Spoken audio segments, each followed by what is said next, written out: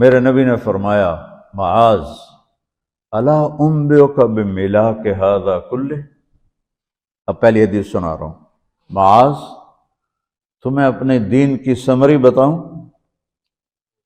30 پارے قرآن، 10 لاکھ حدیثیں، اور بتانے والا طارق جمیل نہیں، اللہ کا نبی ہے، کہ تمہیں سمرائز کر کے دوں اپنی شریعت۔ ان کا جی ما ہوا، وہ کیا ہے؟ تو آپ نے زبان باہر نکالی،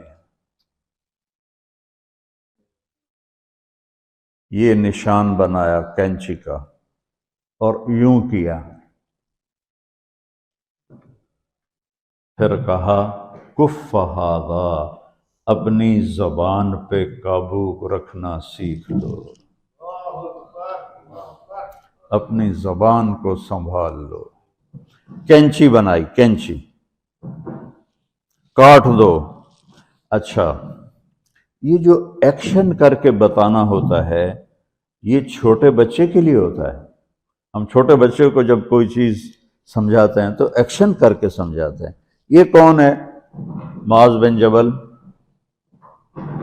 آپ نے فرمایا قیامت کے دن میری امت کے علماء کا جھنڈا معاذ ابن جبل کے ہاتھ میں ہوگا۔ یہ وہ شخص ہے، اور یہ وہ شخص ہے جو اللہ کے نبی کی زندگی میں فتویٰ دیتے تھے، صحابہ حضور کے ہوتے ہوئے ان سے فتویٰ لیتے تھے۔ یہ وہ شخص ہے، یہ وہ شخص ہے 1,24,000 صحابہ میں واحد آدمی ہے جس کو آپ نے کہا یا معاذ انی احبک، اے معاذ میں تم سے پیار کرتا ہوں۔ واحد آدمی، اکیلا۔ اور میں کوئی 7-8 سال پہلے اردن گیا تو میں اربد ان کی قبر کی زیارت کے لیے گیا۔ میں جب انٹر ہوا اس وقت ان کو وفات پائے 1418 سال ہو چکے تھے، 1418 سال ہو چکے تھے۔ میں ان کے قبر پہ کھڑا ہوا، خوشبو ہی خوشبو تھی، قبر پہ کپڑے پڑے ہوئے تھے۔ میں سمجھا یہ چادروں سے خوشبو آ رہی۔ میں تو ایک آدمی اور وہاں کھڑا میری حیرت کو سمجھ گیا، کہا خوشبو سونگ رہے ہو؟ میں نے کہا ہاں سونگ رہا ہوں۔ مجھ سے کہنے لگا چادروں سے آ رہی ہے؟ میں نے کہا ہاں۔ کہا سونگو۔ تو میں نے چادروں کو سونگا، کسی ایک میں نہیں تھی۔ پھر اس صاحب نے مجھے بتایا کہ یہ اس قبر سے ہر وقت خوشبو آتی ہے۔ 1418 سال ہو گئے اور اس بندے کی قبر سے خوشبو آ رہی ہے۔ اس کو ایسے سمجھایا جیسے معصوم بچے کو۔ ایسا کیوں کیا؟ کہ یہ مشکل ترین کام ہے۔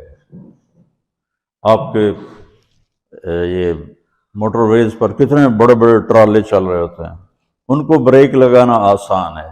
کتنے بڑے بڑے کروز میں نے کئی دفعہ سفر کیے تو ان کو بریک لگانا آسان ہے، اور 380 کو بریک لگانا آسان ہے، اس کم وقت کو بریک لگانا بڑا مشکل۔ اللہ نے اس پر 32 تالے لگائے، 32 دانت، کہ اس کے اندر رکھ، اس کو اندر، اوپر مین گیٹ لگایا، اسے بند کر کے رکھ، اور فرمایا من کان یؤمن باللہ والیوم الآخر فلیقل خیرا او لیسکت، جو آخرت پر اور اللہ پر ایمان رکھتا ہے وہ اچھی بات کرے، اور اگر زبان پہ کوئی غلط آنے لگے تو خاموش ہو جائے۔ غیبت، بیک بائٹنگ،